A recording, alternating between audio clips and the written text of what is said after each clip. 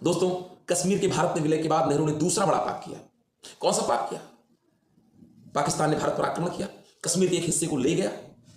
इसके बावजूद पंडित जवाहरलाल नेहरू ने सतत प्रयास नहीं किया कि उस हिस्से को भारत में वापस लाया जाए। पाकिस्तान से बात करते रहे, सफेद कबूतर उड़ाते रहे, और बाद में इस मुद्दे को लेकर कहां चले गए? United nation. वो भी बिना किसी से पूछे, संसद को नहीं बताया, कोई प्रस्ताव नहीं पास हुआ, कैबिनेट तक से नहीं पूछा। क्या मानते ही थे संसद और कैबिनेट को? इनके लिए जो कुछ थे यही थे भारत के सर्वे सर्वा। किसी से नहीं पूछा इन्होंने, और वहीं से मामला अटक गया। दो देश के बीच का मुद्दा पूरे विश्व का मुद्दा बन गया। कुछ लोग तो कहते हैं ये जानबूझकर ऐसा किए, ये चाहते थे कि कश्मीर का जो हिस्सा चला गया वो कभी भारत में न आए। क्यों? क्योंकि इनके मित्र शेख अब्दुल्ला का ऐसा कहना था, ये अपने मित्र को खुश करने के लिए ऐसा किया। ऐसा कुछ लोग मानते हैं। कितना बड़ा पाप है ये।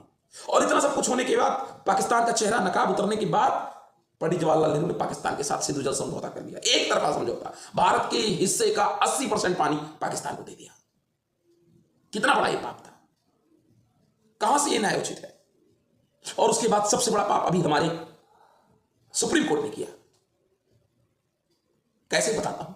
प्रधानमंत्री नरेंद्र मोदी ने 370 कश्मीर से हटाया, जो कश्मीर को स्पेशल दर्जा दे रहा था, जिसके कारण कश्मीर में अलग प्रधानमंत्री, कश्मीर का अलग झंडा हुआ करता था। एक देश में दो विधान, दो निशान, दो कानून, ऐसा दर्जा मिला हुआ था।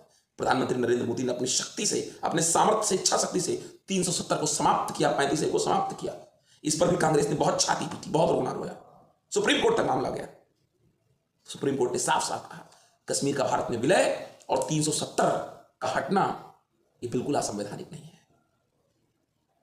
महबूबा मुफ्ती कहती थी कश्मीर की पीडीपी चीफ कि खून की नदियां बहेंगी। शेख अब्दुल्ला कहते थे 370 हटा तो झंडा उठाने वाला कोई नहीं बचेगा। झंडा उठाने वाला तो कोई तुम्हारा नहीं बचा, समाप्त हो गए कश्मीर से।